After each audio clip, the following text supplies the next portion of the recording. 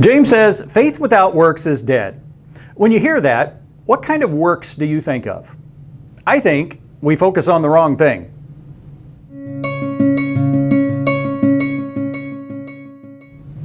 This is Looking Intently. I'm going through the book of James right now with these short videos, and if you've missed any of them, you can click the subscribe button and then that bell icon in the lower right. Well, how about another poll? When you hear faith without works is dead, what do you think of?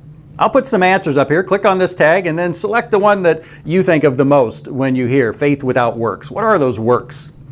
James starts this discussion, this whole section here in verse 14. He says, "What good is it, my brothers, if someone says he has faith but does not have works? Can that faith save him?" And then he gives this example. This illustration, I guess, would be better, and we'll see the difference. If a brother or sister is poorly clothed and lacking in daily food, and one of you says to them, "Go in peace, be warmed and filled," without giving them the things needed for the body, what good is that? So also faith by itself, if it does not have works, is dead. Well, the work there that he's talking about, again, someone comes to your door, they need food, they need clothing, and you just like, hey, go on your way, hope you're well fed and warm, and you don't do anything, like that's empty. But that specific work there, it doesn't really inherently involve trust. Unless, and for James' audience, this may have been the case, unless you have a limited supply of food and clothing too, and may well have been as they were under persecution. But for us, we don't see it that way. We look at that and it's more an act of obedience. I'm doing what I know I should do. I'm taking care of someone. I'm being kind. I'm being generous. All of that. It's all a matter of obedience versus really I'm trusting God. There's no way I can do this without God's help. But you look at James' other two, and these would be examples. These were things that actually happened. That's more of an illustration, and these are examples. First of all, Abraham in verse 21, he says, "Was not Abraham our father justified by works when he offered up his son Isaac on the altar?" And then verse 25, "And in the same way was not also Rahab the prostitute justified by works when she received the messengers and sent them out by another way?" Well, both of those cases, there's a huge element of trust, of relying on God, of surrendering to God. And you think about Abraham, God had been promising him for years, "I will make a great nation out of you," but he didn't have a son. He went through so much, finally he gets a son, and some years later God says, "Sacrifice your son."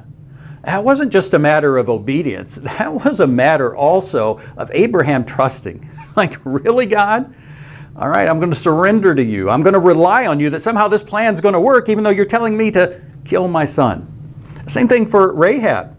Joshua had sent out the spies, the messengers that are called here, and she had taken them in, and when they left, she told the people they went another way. She told the people of the town of Jericho.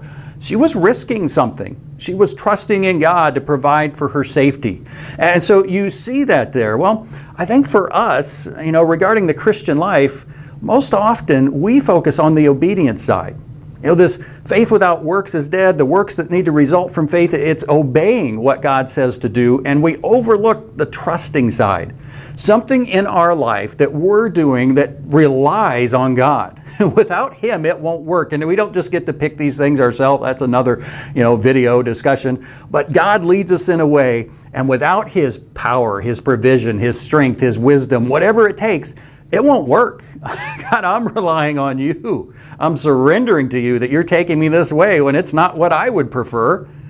That's what we're talking about here. That's what the Bible talks about. When Paul says in 2 Corinthians 5:7, "For we walk by faith, not by sight," he's talking about we live in a way that relies on the God we can't see versus the things we can.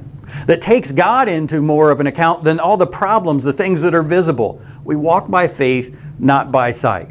We trust God versus what we see. Now, don't get me wrong, is obedience important? Absolutely. But I've come up with an illustration for this.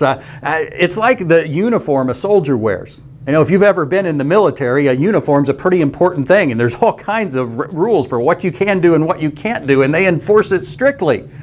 But that's not the reason the military recruits people to wear a uniform. No, that's just the foundational basic. Then, with that uniform on, they can accomplish their purpose, their goal, their mission. Same thing. God certainly wants us to obey, but that's just like the baseline.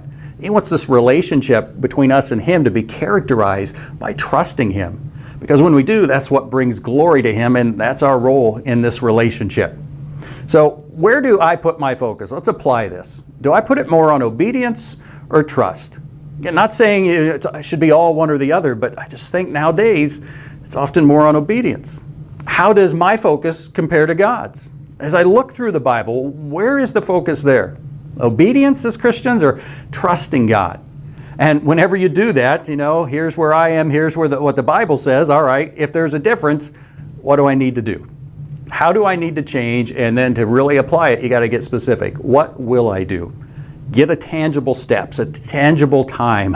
Talk to someone else to help keep you, on track with that. Tell you what, this is the kind of thing you see when you read the good book, like a good book.